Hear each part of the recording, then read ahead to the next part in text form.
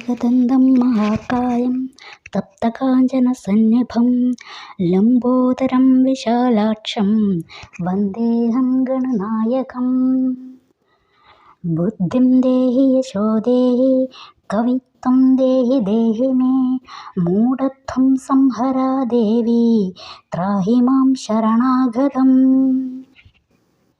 ഓം നമോ ഭഗവതേ വാസുദേവായ ശ്രീകൃഷ്ണായ പരബ്രഹ്മണേ നമഃ.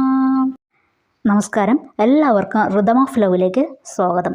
ഇന്ന് നമുക്ക് ഭഗവത്ഗീതയിലെ ആദ്യത്തെ അധ്യായത്തിലെ 11ാമത്തെ ശ്ലോകം നോക്കാം. അയനേഷു ച സർവേഷു യഥാഭാഗമവസ്ഥിതാ ഭീഷ്മമേവാഭിരക്ഷന്തു ഭവന്തഃ സർവ ഏവ ഹി.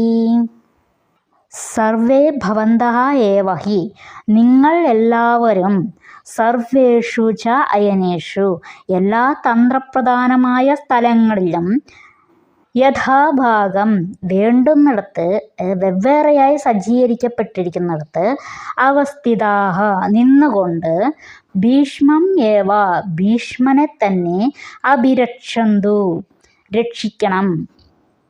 സൈന്യവ്യൂഹത്തിൽ മർമ്മസ്ഥാനങ്ങളിൽ ഉറച്ചു നിന്നുകൊണ്ട് നിങ്ങൾ ഓരോരുത്തരും ഭീഷ്മ പിതാമഹന് പരിപൂർണ പിന്തുണ നൽകണം. ഇതാണ് ഇതിൻ്റെ സാമാന്യാർത്ഥം. കഴിഞ്ഞ ശ്ലോകത്തിൽ ഭീഷ്മരെക്കുറിച്ച് ഒരുപാട് പൊക്കിപ്പറഞ്ഞു. ആരോട്? ദ്രോണാചാര്യരോട് പറഞ്ഞു. അപ്പോൾ ഭീഷ്മാചാര്യരെക്കുറിച്ച് മാത്രം പറഞ്ഞു കഴിഞ്ഞാൽ അത് ശരിയാവില്ല എന്ന് ദുര്യോധനും അറിയാം. കാരണം മറ്റുള്ളവർക്കൊരു മുഷിച്ചിലുണ്ടാവാൻ പാടില്ല. അതുകൊണ്ട് ദുര്യോധനൻ എന്തു പറഞ്ഞു?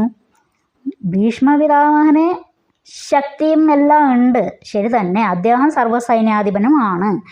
എങ്കിലും അദ്ദേഹം വൃദ്ധനാണ്. അതുകൊണ്ട് തന്നെ അതിൻ്റെ കുറച്ച് പോരായ്മകളൊക്കെ എന്തെങ്കിലുമൊക്കെ ഉണ്ടാവാം.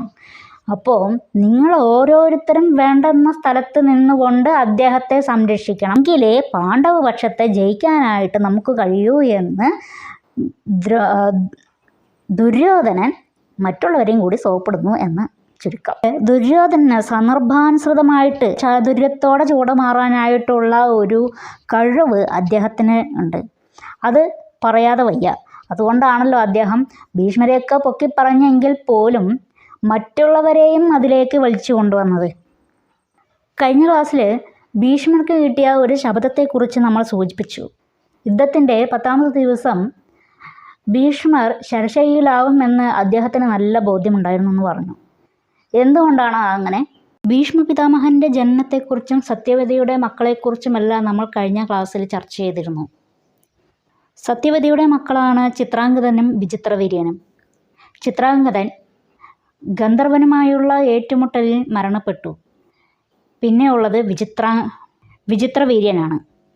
ഒരിക്കൽ അയൽ രാജ്യത്തുള്ള രാജകുമാരിമാരായ അംബ, അംബിക, അംബാലിക എന്നിവരുടെ സ്വയംവരത്തിനായി രാജാവ് എല്ലാ രാജാക്കന്മാരെയും രാജകുമാരന്മാരെയും ക്ഷണിച്ചു. എന്നാൽ വിചിത്രവീര്യനെയും ഭീഷ്മരെയും ക്ഷണിച്ചില്ല.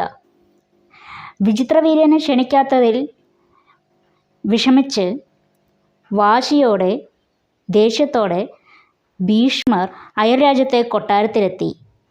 തുടർന്ന് അംബ, അംബിക, അംബാലിക എന്നിവരെ ബലം പ്രയോഗിച്ച് പിടിച്ചുകൊണ്ടുവന്നു. വരുന്ന വഴിക്ക് അംബ പറഞ്ഞു, എനിക്ക് മറ്റൊരാളുമായി പ്രണയമുണ്ട്, അതുകൊണ്ട് എന്നെ കൊണ്ടുപോയിട്ട് വലിയ കാര്യമൊന്നുമില്ല, എൻ്റെ അനുജത്തിമാരെ വേണമെങ്കിൽ കൊണ്ടുപോകാം, എന്നെ വെറുതെ വിടണമെന്ന് അംബ പറഞ്ഞു. ഇത് കേട്ട് ഭീഷ്മർ അംബയെ ഇറക്കി വിട്ടു. അംബ താൻ പ്രണയിക്കുന്ന ആളുടെ അടുത്തേക്ക് പോയി. എന്നാൽ ഭീഷ്മർ ബലം പ്രയോഗിച്ച് കൊണ്ടുവന്നതിനാൽ മറ്റൊരു പുരുഷൻ സ്പർശിച്ച ഒരാളെ എനിക്ക് വേണ്ട എന്ന് അംബയുടെ പ്രണയിതാവ് പറഞ്ഞു. തുടർന്ന് അംബ തിരികെ ഭീഷ്മരുടെ അടുത്തെത്തി കാര്യം പറഞ്ഞു. തന്നെ വിവാഹം കഴിക്കണമെന്നും തനിക്കുണ്ടായ ഈ ദുരവസ്ഥയ്ക്ക് കാരണം ഭീഷ്മരാണെന്നും അംബ പറഞ്ഞു. എന്നാൽ ഭീഷ്മർ അത് നിരസിച്ചു.